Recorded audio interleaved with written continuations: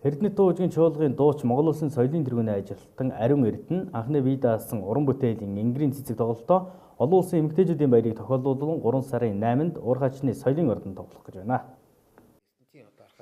Тэрбээр анхны уран бүтээлийн тоглолтоо зүгээрчнийг Ингэрийн цэцэг гэж санамсаргүй нэрлэв юм а. Одоос 6 жилийн өмнө түүний сонорыг мялаасан Ингэрийн цэцэг дуу нь түүний ээждээ зориулсан уран бүтээлийн нэг юм.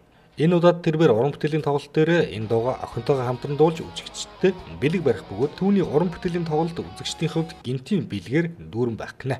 Тухайлбал барилгын зэргийн ерөнхий газрын уран сайхны удирдагчаар ажиллаж байсан түүний аав Самбил Дөндөв охиныхоо уран бүтээлийн тоглолтын үеэр өөрийн авьяасаа үзүүлэх юм байна. Тэгэхээр энэ маань яаж яагаад гэх юм бол манай Эрдэнэ татаас уран бүтээлийн гараг хэлээд өнөөдөр бас улсынхаа алдар цартаа басан улсын сайхан уран бүтээлчд байдаг.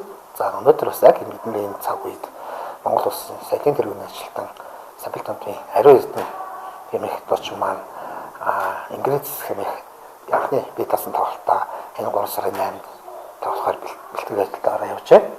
За Ариун Эрдэнэ бол соёлын их сургуулийг жүжигчний ангиар төгссөн гэсэн хэдий ч одоо бас соёлын их сургуулийг давхар дуулагчийн мэргэжлээр төгсөөд идүүгээ ингээд Эрдэнэ дууч гэж бол гоцол дуучнаар ажиллаж байна.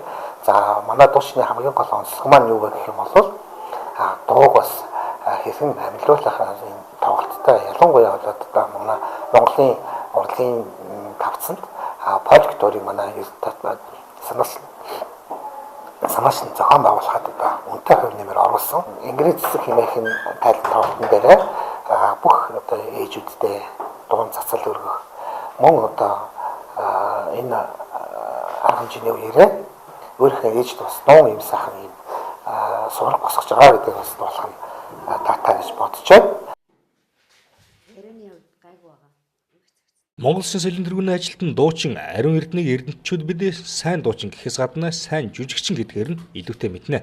Тэрбээр хөгжимт дараамын бүртэ хатан, анух хатан, дүүрийн анух хатан, эсвэхэ дүүрийн сочигэн хатан, учиртай гурван толгой дүүрийн хорлмоо нарын дүрийг тайлзнаа амьлуулж байсан уран бүтээлч юм а. Мөн тэрээр Монголын хөгжмийн зохиолчдын холбооноос 32 дахь жилдээ зохион байгуулагч буй Морин хур наадамд амжилттай оролцож Гала тэмцээнд тэргүүн байрын төлөө өрсөлдөхөөр болоод байгаа лээ.